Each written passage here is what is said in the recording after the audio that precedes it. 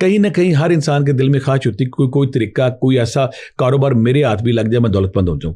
اس نے اپنی شان و شوکت, اپنی دولت کا اظہار کے لیے بڑی تعداد میں جب لوگوں کو سرخ لباس میں نکالا, عورتوں کو لباس بنا کے, لوگ آشش کر اٹھے کہ دیکھیں قارون کے پاس کتنا خزانہ آ گیا, قارون کتنا امیر ہو گیا, اس کے پاس تو بہت خزانہ آ گیا. آپ کو برتر سمجھنا شروع ہو چکا. اس کو احساس سے جب پیسہ آیا تو اس کے اندر جو عالم دین تھا, تورات کا حافظ تھا, نیکی اس کی ظاہر ہوتی گئی, اس کے اندر اپنی ذات کا احساس جاگنا شروع ہو گیا کہ میں اب موسیٰ سے سپیریئر ہونا ہے. دوسرا, اس کو پہلے فرعون بھی اس مشن پہ لگا گیا تھا کہ تم سپیریئر آدمی ہو, تم عام آدمی نہیں ہو. اب جب اس نے یہ سارا کام کیا تو موسیٰ, اسی دوران یہ ہوگا کہ موسیٰ علیہ السلام نے اچانک کہا کہ خدا کی طرف سے حکم آیا ہے کہ اب نہ ہم زکوٰۃ دیں گے. اچھا, جو اس کا اختلاف, بنیادی اختلاف جب سٹارٹ ہوتا ہے کہ خدا کی طرف سے حکم ہے زکوٰۃ ہم نے دینی ہے, زکوٰۃ ہم دیں گے تو اس کے بغیر گزارا نہیں ہے. اور زکوٰۃ بھی کیا کر رہی ہے کہ آپ نا 1000واں حصہ دیں گے. اگر آپ کے پاس 1000 بکری تو آپ 1 بکری دیں گے, اگر آپ کے پاس 1000 تولے سونا تو آپ 1 دیں گے. اس وقت تو یہ مان گیا, ٹھیک ہے, کہتا ٹھیک ہے جی میں یہ دوں گا. لیکن جب گھر جاتا ہے, جب اپنا حساب کرتا ہے, چیک کرتا ہے, چیک کرنے کے بعد پریشان ہو جاتا ہے کہ یہ کیا بات ہوئی, یہ تو بہت بڑا حساب, انکار کر دیا اس نے.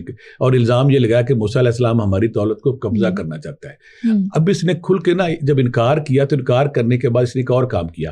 اس نے ایک شاندار محل تیار کیا جس کے دروازے اور دیواریں سونے چاندی سے بنائیں. اور اس کا پلان کیا تھا, منصوبہ کیا تھا, جب میں یہ محل بناؤں گا تو جو عام لوگ ہیں ان کے کھانے سے دعوتیں کرنے شروع, لوگ آ رہے ہیں اس کے پاس, وہ اس کے سونے چاندی کا محل دیکھتے ہیں, دیواریں دیکھتی ہیں, دروازے دیکھتے ہیں, متاثر ہوتے ہیں. ٹارگیٹ یہ تھا کہ موسیٰ کے مقابلے پہ آ کے میں اب ان کا حکمران بنوں گا, میں سربراہ بنوں گا, اب قابل پرستش میں ہوں.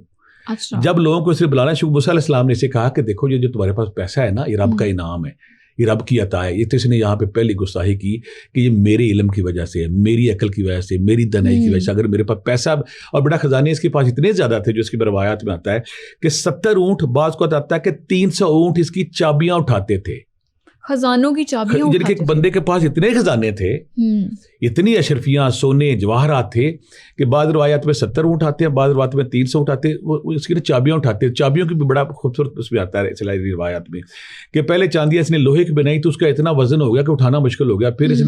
پھر اس نے جو چابیاں تھیں وہ لکڑی کی بنائی, وہ بھی اٹھانی مشکل ہوگی. پھر اس نے چمڑے کی بنائی. یعنی کہ اس کی دولت کا وسعت, اس کی دولت کا انبار, اس کی دولت کا معیار دیکھیں کہ چابیاں اٹھانے پرابلم ہو رہی ہے, وہ خزانے کتنے زیادہ ہوں گے.